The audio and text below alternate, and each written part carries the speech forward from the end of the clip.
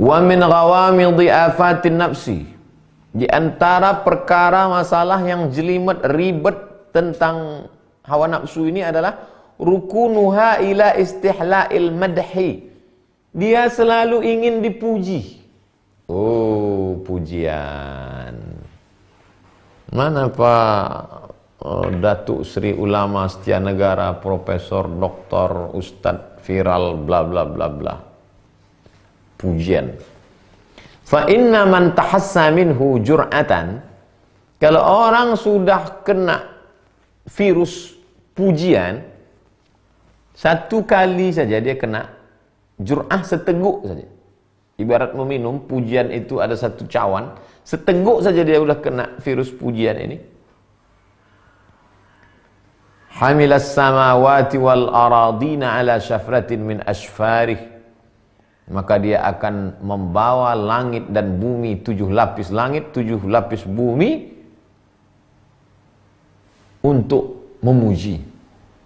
Makanya selesai sholat itu selalu kita katakan, pujian bukan punya aku tapi punya Engkau ya Allah. La ilaha illallah dahu la syarikalah, lahul mulku wa lahul hamdu.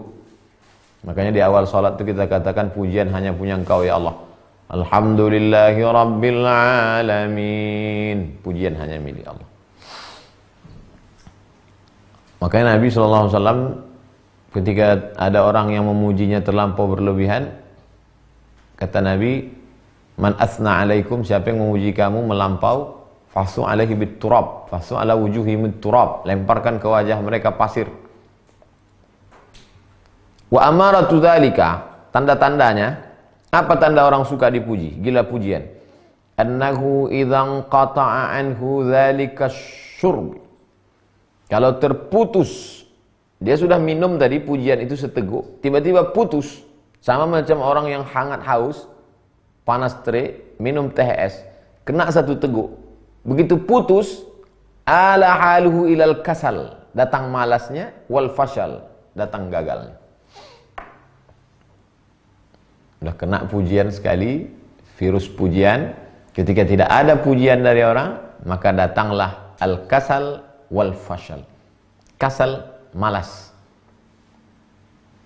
Bahaya nih kalau mengena. Na'udzubillah. Mudah-mudahan Allah menyelamatkan kita dari penyakit gila dipuji. Wa kana ba'dul masyayikhi yusalli fi masjidihi. Ada seorang syekh salat di masjid, fi shaffil awal, di barisan shaf baris pertama. Sinin, bertahun-tahun. Fa'aquhu yauman anil ibtikar. Fa'aqahu yauman anil ibtikar ilal masjid a'iqun. Tiba-tiba suatu ketika ada halangan sehingga dia tidak bisa ke masjid cepat-cepat. Fa shalla fi shaffil akhir.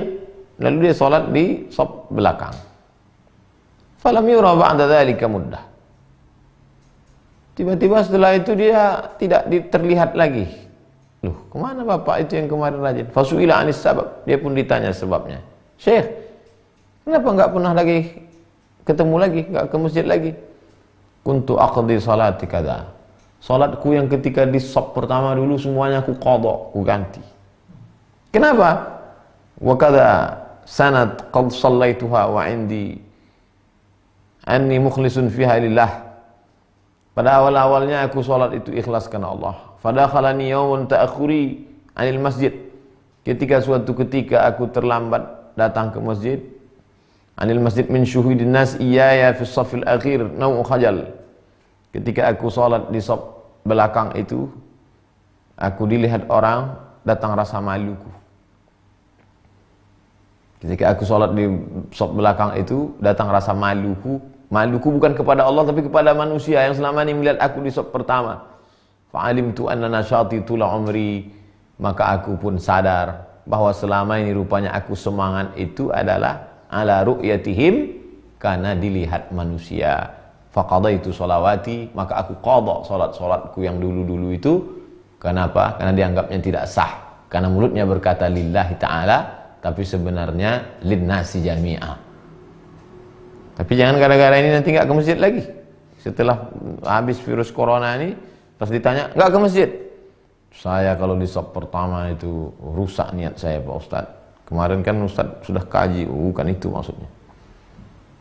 Ternyata ketika sholat di saf belakang itulah baru tahu sakit yang diderita ketika berada di saf pertama. Ketika sholat di saf belakang itu baru sadar rupanya datanglah malu. Berarti selama ini bukan karena Allah, tapi karena ru'yatihim, pandangan manusia. Buku ini sebenarnya banyak menyindir ke dalam, menyindir kita. Kalau kita mengkaji fikih, itu keluar, menunjukkan kecerdasan faqih. Tapi kalau mengkaji akhlak, itu lebih kepada menegur kita. Wa yuhka an Abi Muhammad al-Murta'ish, diriwayatkan dari Imam Abu Muhammad al-Murta'ish, annahu qala, dia berkata, hajjajtu kadza, aku melaksanakan ibadah haji pada suatu ketika. Wa kadza hajjah ala tajrid, waktu aku melaksanakan ibadah haji itu aku pergi saja, tajrid, tidak ada bawa bekal apa-apa. Fabana li anna jami'a dzalika masyuban bihadzi, maka alhamdulillah lancar semua perjalanan haji itu, masalah makan, masalah minum, masalah tempat tinggal. Dan aku sadar bahwa itu adalah keberuntungan. Aku sadar itu kapan? Wa dzalika anna walidati, ibuku, sa'alatni yauman, ibu saya minta kepada saya suatu hari, an astaqilaha jurratama, minta ambilkan air. Nah, ambilkan air. Fathaqula dzalika ala nafsi, aku berat untuk membawakan air kepada ibuku. Fa'alimtu anna mutawa'ata nafsi fil hajjat kanat li hazzin. Di situ aku baru sadar bahwa aku semangat berangkat haji itu bukan karena Allah, tapi karena memperturutkan hawa nafsuku. Wa syauba li nafsi, karena memperturutkan hawa nafsuku. Kenapa? Idz law kanat nafsi faniyah, seandainya aku sudah bisa mengalahkan nafsu, hawa nafsuku, kalau seandainya aku tidak memperturutkan hawa nafsuku, lam yasum 'alaiha ma huwa haqqun fi syara'. Karena pastilah melakukan perbuatan yang lebih kuat menurut syariat, pasti aku lebih ringan melakukannya. Kenapa ketika melaksanakan ibadah haji, ringan kakiku melangkah. Tapi kenapa untuk mengambilkan air minum ibuku, mengapa berat? Padahal berbakti kepada ibu lebih besar daripada melaksanakan ibadah haji. Di situ aku sadar bahwa sesungguhnya aku berangkat haji itu bukan karena Allah, tapi karena hawa nafsu. Betapa seseorang baru tahu sop pertama itu rusak ketika dia berada di sop belakang. Betapa orang tahu bahwa ibadah hajinya itu rusak ketika dia berat mengambilkan air untuk orang tua. Sekarang coba kita lihat, berapa banyak orang yang begitu ringan pergi umroh, setahun sampai 3 kali. Tapi untuk menolong saudara, susah, sulit. Jadi kalau begitu umrohnya itu karena siapa? Padahal mulutnya berkata labbaik Allahumma labbaik. Orang yang tak sesuai antara mulut dengan perbuatannya, na'udzubillah, innal munafiqina fid darkil asfali minan nar. Buku ini lagi-lagi sedang menasihati kita. Masa merenung corona ini kita ulang lagi sekali lagi. Kita ulang berbolak-balik. Wa kanat imra'atun qad ta'anat fi sinni. Ada seorang perempuan sudah lanjut usia. Fasu'ilat an haliha. Ada orang bertanya tentang kondisi keadaannya. Faqalat, dia menjawab, kuntu fi halis syabab ajidu min nafsi nasyatan wa ahwalan. Ketika aku masih muda dulu, masih gadis belia, aku orangnya sangat semangat beribadah. Azunnuha quwwatal hal. Aku sangka kekuatan ibadahku itu adalah hal. Falamma kabura yakburu, zalan anni. Ketika aku sudah tua, tiba-tiba semangat beribadah itu hilang. Fa'alimtu anna dzalika kana quwwatasy syabab, fatawahhamtuha ahwalan. Barulah aku sadar bahwa sesungguhnya kekuatan ibadah yang dulu itu adalah karena diriku, karena tenagaku, karena muda, bukan karena hal. Sedangkan yang dicari ini adalah hal. Bagaimana anugerah dari Allah Subhanahu wa taala. Sami'tu Syekh Abu Ali Ad-Daqqaq yaqul. Aku mendengar Syekh Abu Ali Ad-Daqqaq berkata, ma sami'a hadhil hikayata ahadun. Tidak seorang pun mendengar cerita ini minasyuyukh, dari kalangan para syekh-syekh, tuan-tuan guru, illa raqqa li hadhil ajuz. Lembut hati mereka, lunak perasaan mereka mendengar cerita orang tua ini. Kenapa? Innaha kanat munsifah. Karena dia adalah orang tua yang sadar tentang dirinya, bahwa sesungguhnya selama ini dia beribadah bukan karena Allah, tapi karena dirinya. Aku beribadah karena tenagaku, aku beribadah karena aku. Padahal yang kita inginkan ini adalah beribadah lillah billah, karena Allah, untuk Allah. Makanya ketika dalam salat itu kita katakan inna salati wa nusuki wa mahyaya wa mamati lillah.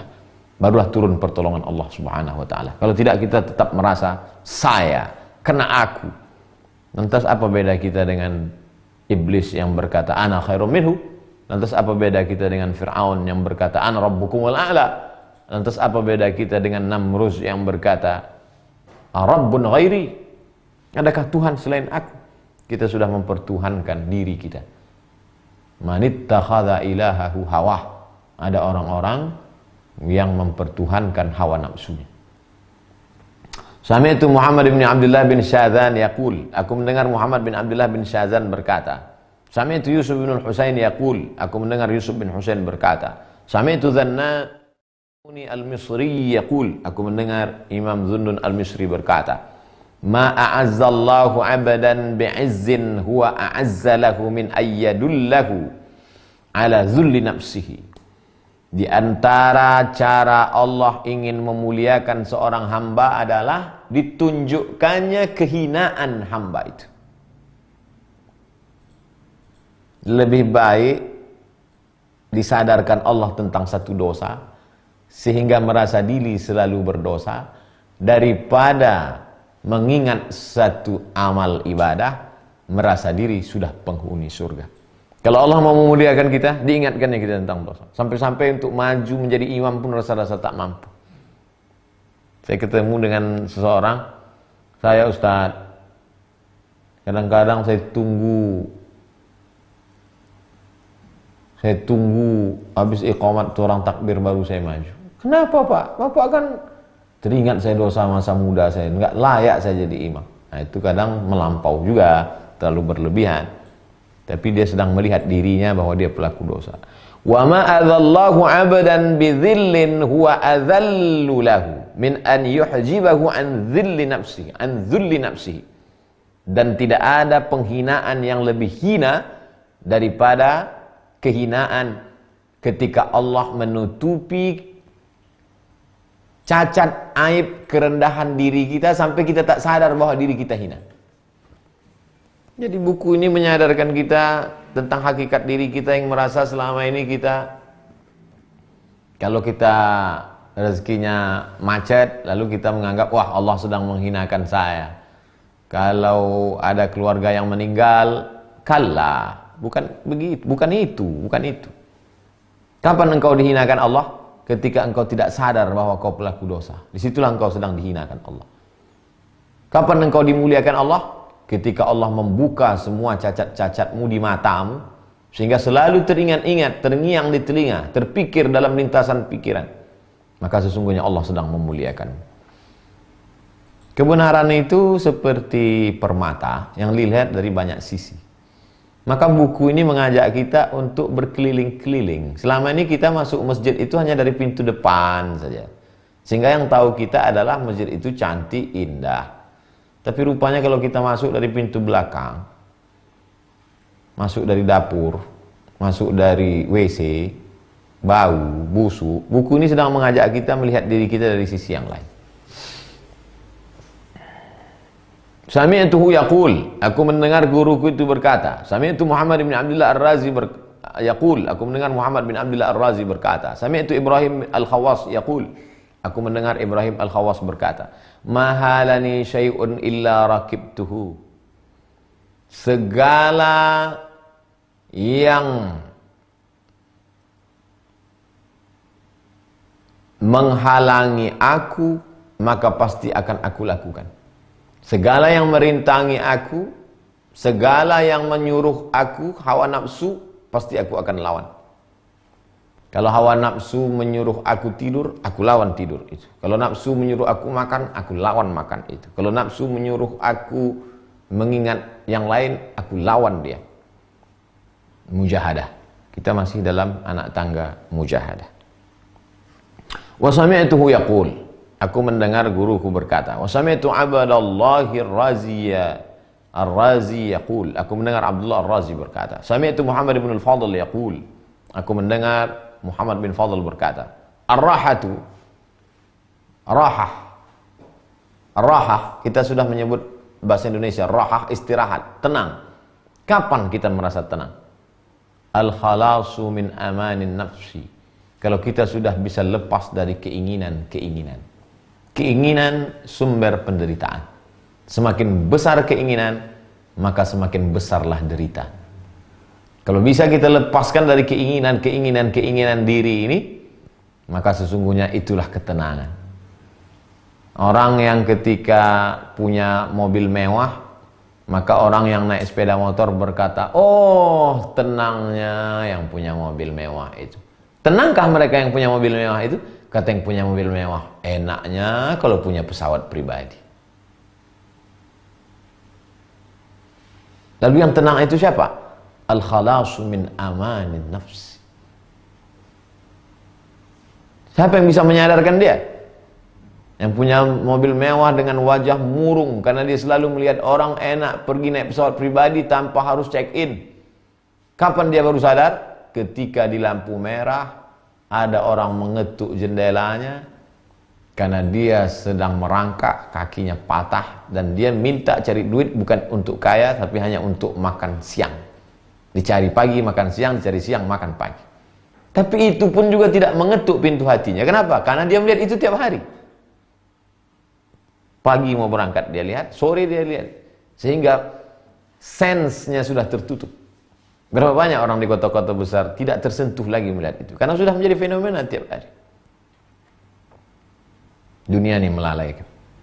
Sami'tu Syekh Abu Abdurrahman yaqul, aku mendengar Syekh Abu Abdurrahman berkata, Sami'tu Mansur ibn Abdullah, aku mendengar Syekh Mansur bin Abdullah berkata, Sami'tu Abu Ali Ar-Ruzbari, aku mendengar Abu Ali Ar-Ruzbari berkata, dakhalatul afatu 'alal khalqi min salasatin, bencana, musibah, kehancuran masuk ke dalam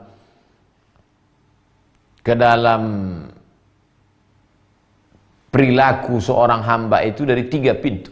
Yang pertama, suqmut tabi'ah. Suqmut tabi'ah. Memang karakter tabiatnya jelek. Yang kedua, mulazamatul adah. Karena melakukan perbuatan yang jelek terus menerus sehingga menjadi kebiasaan. Pepatah kita mengatakan Allah bisa karena biasa. Yang ketiga, fasadus suhbah. Berteman dengan orang tak baik. Karakter sifat bawaannya memang tak baik. Atau dia memang orang sebenarnya baik, tapi kemudian karena selalu berbuat yang tak baik, sehingga tak baik menjadi perilakunya, kebiasaannya. Atau dia berteman dengan orang tak baik. Fasadus suhbah. Fasaltuhu. Lalu aku pun bertanya, ma suqmut tabi'ah? Apa yang dimaksud dengan tabiat bawaan yang tak baik itu? Faqala aklul haram, makan haram. Oleh sebab itu kalau mau melepaskan diri dari musibah besar ini, jaga makanan. Atib mat'amak takun mustajabud da'wah. Jaga makananmu, maka kau makan menjadi orang yang terkabul doa.